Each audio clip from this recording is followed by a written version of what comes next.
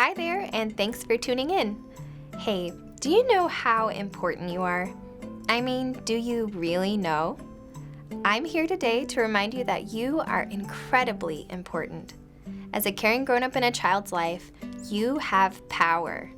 You have the power to help that child feel seen, understood, loved, and capable of accomplishing great things. Caregivers of all kinds, family members, friends, neighbors, healthcare providers, educators, and others, all hold this power. So, whether you spend an hour each week or every single day with a child, that time matters. Even the smallest moments spent together can help that child build positive connections in their brain that can help them in school and in life. Yep, that's right. You are a brain builder. Young children's brains develop so rapidly. The experiences you give children while they're in your care help build their brains and make learning connections that last a lifetime. We can see these connections in the silliest places. For example, when a child drums, maybe he loves banging on pots, pans, tissue boxes, walls, you name it. He's learning about force, vibration, and sound. When a child tosses all her food on the floor and watches it fall, she's experimenting with her motor skills, and she's learning about cause and effect. When a child insists on picking out his outfit for the day, he's learning about agency, autonomy, and self-expression. Everyday moments like these lay the foundation for learning more complex skills and information. Sometimes, though, these connections are interrupted. Persistent stress, trauma, or adversity can hinder a child's brain from making normal connections that are crucial to healthy development. And the potential negative outcomes are serious and can be daunting. Fortunately, there's hopeful news. The latest research on brain science tells us that the brain can change. Weak connections can be made stronger. With repetition, consistency, and nurturing, we can literally rewire our brains. You've probably made the connection. This is especially good news when it comes to helping children who have experienced trauma or adversity cope. Frankly, it's good news for all of us.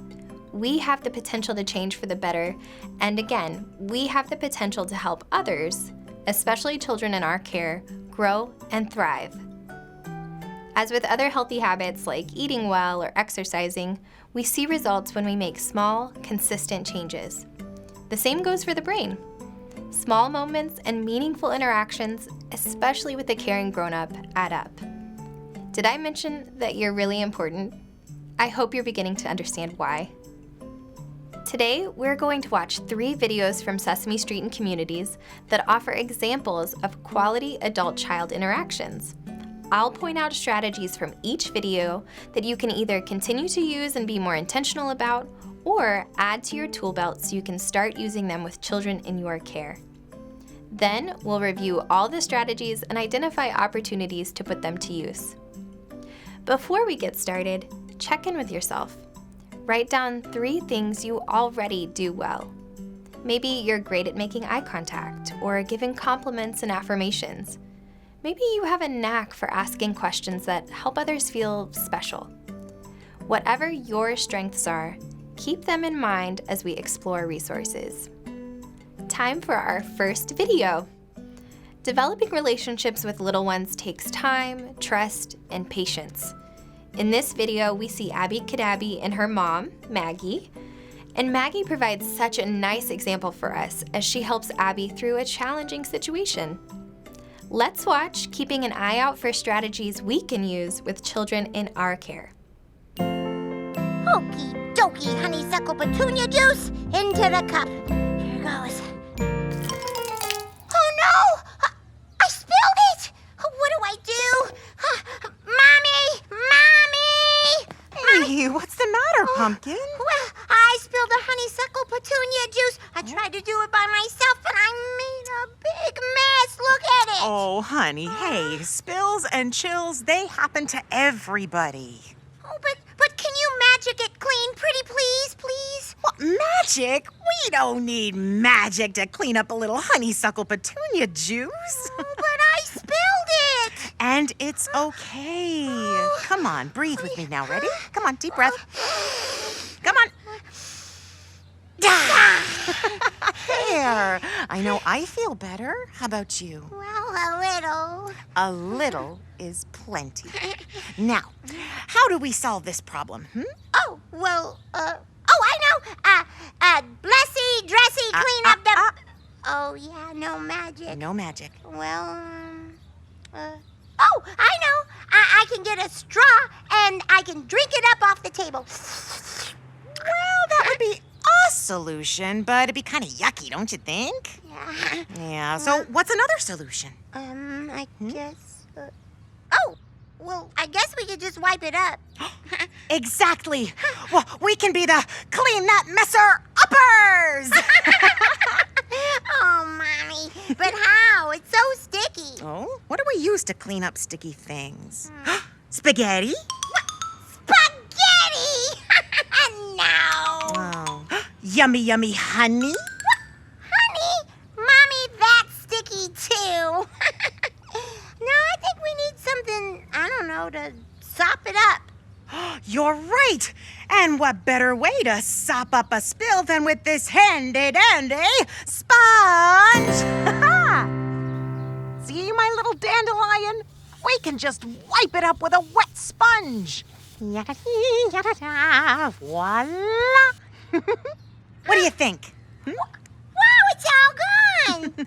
Problem solved, thanks to a little mother-daughter thinking.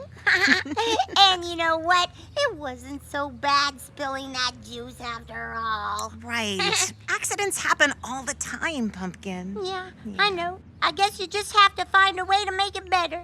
Right. Name the problem, look for solutions, and turn that oops into an aha moment. I love it! Oops into a aha moment. Right. And now we have another problem. Oh no, what is it? Oh, my hands are all sticky from the sponge. Oh no. I know. It's time for the Sticky Hands Chase game. I'm gonna make you sticky. No, Here no, I you're come. not. I'm as fast as a bumblebee. Oh, Let's yeah? go. Well, come back. What did you notice? Write down something that caught your attention. I noticed a few great strategies. First, Maggie offers comfort. She reassures Abby that accidents happen and it's okay. Then she takes it a step further and helps Abby calm down by taking deep breaths. When children face frustrating situations, comfort strategies like deep breaths or a kind word can really help diffuse big feelings. Next, I really like how Maggie lets Abby take the lead. Maggie asks open-ended questions like, how can we solve this problem without magic? To help Abby think critically and creatively. And she offers constructive feedback to Abby's answers, helping her see that there are many possible solutions to most problems. Finally, Maggie uses humor and silliness to build trust and a sense of togetherness. Together, they are the clean that messer uppers. And later she asks the question, what do we use to clean up sticky things? And offers silly answers like spaghetti and honey. Laughing together helps Abby move past her frustration. This interaction shows us that even moments as simple as cleaning up messes together can be playful. We learn from Maggie Kadabi that solving problems and having fun together can jumpstart the bonding experience. How might you use one or all of these strategies in your own work? Children rely on structure and routines. Reliable settings and consistency help build relationships and support children's development. Our second video shows how different families approach nap time, which is just one important routine for young children. We see some challenges they face, and we learn a few strategies that can help things go a bit more smoothly. As we watch, consider how these strategies might apply to your own work.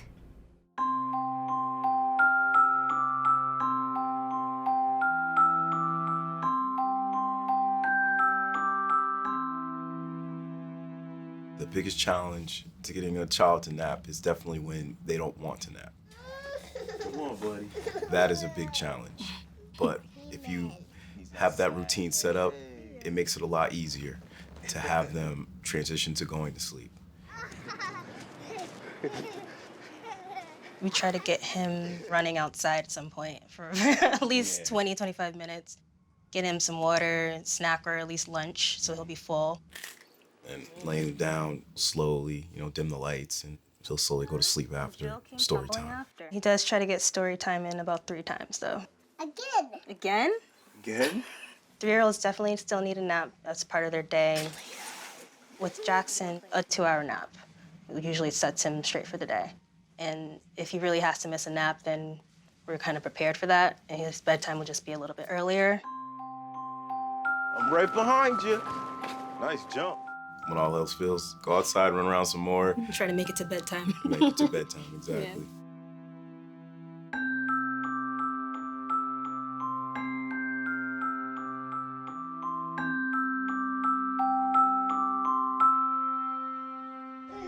Sage naps when she's with her dad, and she naps when she's with her babysitter. But with me, it's a challenge to get her to nap, and it might not happen every day that we're together. It's time to take a nap, Sage. No. I know she needs a nap and she's cranky, rubbing her eyes. It's a very clear sign. If she doesn't nap, we'll have a quiet time where we'll get on the sofa and then we'll read. Oftentimes, it's putting her in the stroller and going for a walk with her and seeing if she'll nap that way. And these will all be attempts at getting her to nap anyway. So it'll just be like kind of a break that we'll take. When she has napped, her ability to kind of go with the flow and be joyful is much greater than on the days that she doesn't nap.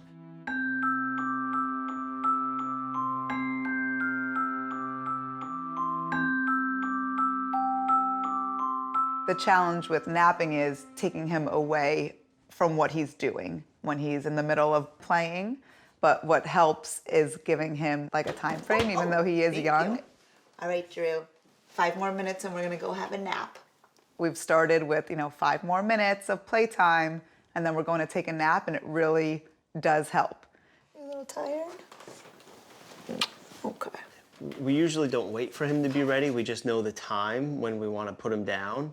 We're gonna change your diaper. And then we always keep the routine the same. So we'll change his diaper. Uh-oh. I'm a little surprised. And then he chooses books to read. Oh, that's a good one. We sing Twinkle Twinkle and put him down in his crib, awake, and he'll just settle down on his own. All right, Drew. All right, baby. Night nights. He's got his little lovey that helps. And then he wakes up and he's smiling, happy, playful. A napped Drew is a happy Drew.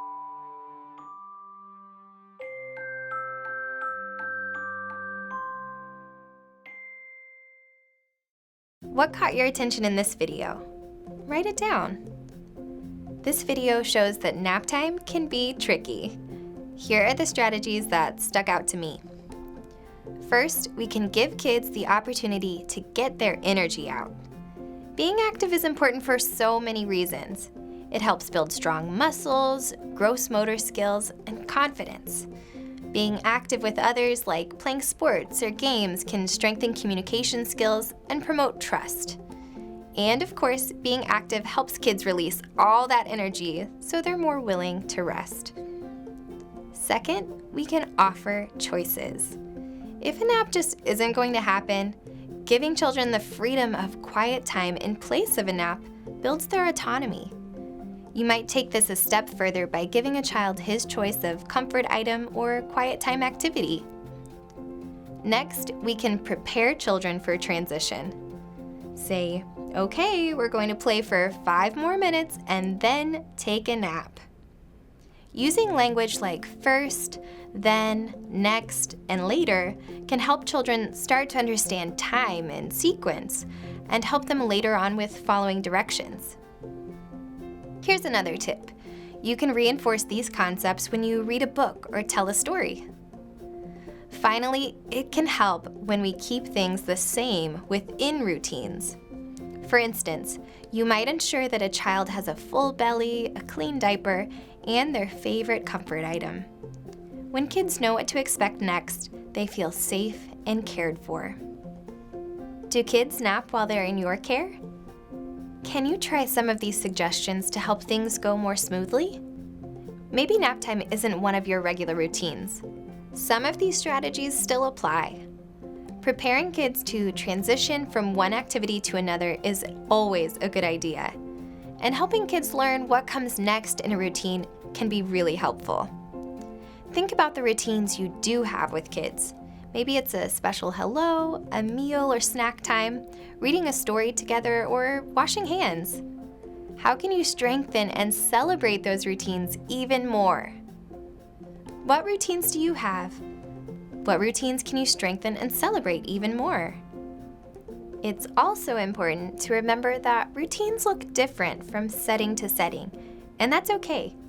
The most important thing is consistency. When children are in your care, keep things the same from day to day as best you can. To help bridge the gap between settings, you might consider asking caregivers about children's routines at home.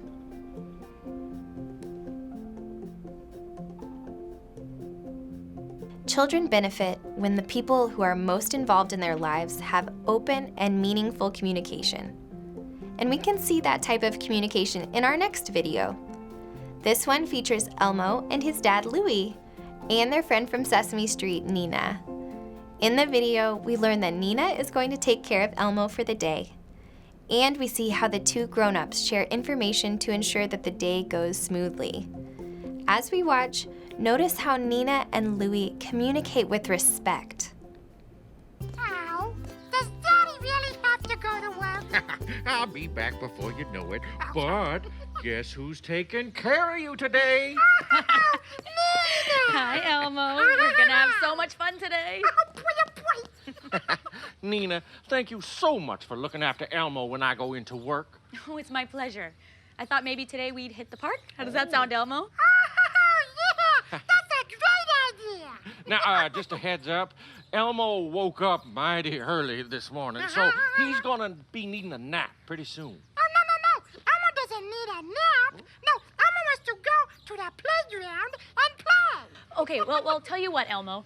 If you take a nap now before we go, later you'll have so much more energy to stay extra long at the park. Sound good? Oh, okay. Elmo will go pick out a nap time book. Okay, great. I'll read it to you once you're ready. Okay. I'll text you and let you know how he does today. Oh, I really appreciate that, Nina. It's good to know that we have neighbors, family, and friends like you to help us with our son. We're all there for each other. Okay, Elmo's ready. Great. All right, say bye to Daddy. Oh, bye to Daddy. Ah, good one, son. Bye-bye. You have fun today, all right? We will. Bye-bye. Okay, let's go. All right, let's go. What did you notice? Again, write down something that caught your attention. Here's what caught my eye. First, I saw a lot of positive, nonverbal communication. Nina and Louie made good eye contact, had open stances, and they listened without interrupting. On a practical level, both grown-ups do a nice job of sharing information. First, Louie explains that Elmo woke up very early and that he's going to need a nap. He expresses concerns with clarity and honesty. And for her part, Nina takes this information in stride. She doesn't roll her eyes or panic. Instead, she uses her flexible thinking to make a plan. Elmo will take a nap first so he can play at the park longer later. Finally, Nina offers to text updates to Louie throughout the day, which sets him at ease. I also saw enthusiasm and gratitude. And I really got a sense that Nina and Louie understood that they're in it together, that they are part of a team. Nina even says, "We're all here for each other." That sense of community and support helps children feel safe, cared for, and so special. And expressing gratitude can help strengthen relationships and promote a more optimistic outlook. Can you use any of these strategies to partner with parents? We've covered quite a bit so far. Let's take a minute to review all the strategies we saw in the videos. To strengthen relationships with children and create an environment that supports their brain development, we can offer comfort, practice calm down techniques, Let children lead. Use humor and be silly together. Move and play. Offer choices. Prepare them for transitions. Prioritize consistency. Communicate with respect. Partner with parents. And be enthusiastic and grateful. Isn't it amazing how much we're able to see in 3 short videos? They're simple things, but when done consistently and with intention, they can be so powerful. You can use these strategies and any others you wrote down in your everyday moments with kids. Morning drop-off or afternoon pickup times, daily routines, transition times, and tough moments are just a few opportunities to put them into practice. You're probably already doing many of these things when you interact with children. You might not even notice because it comes so naturally. Build on your strengths. Keep doing what you're doing, and commit to being just a little more intentional. Each and every day provides an opportunity for you to recommit to putting your best foot forward and being truly present. Thanks so much for watching today. I hope you are convinced that you are important to the children in your care. The moments you spend with them make a difference. If you have any questions about this webinar or any resource on Sesame Street and Communities, please get in touch with us by sending an email to communities@sesame.org. And share your experience with us using #SesameCommunity. We'll see you again soon.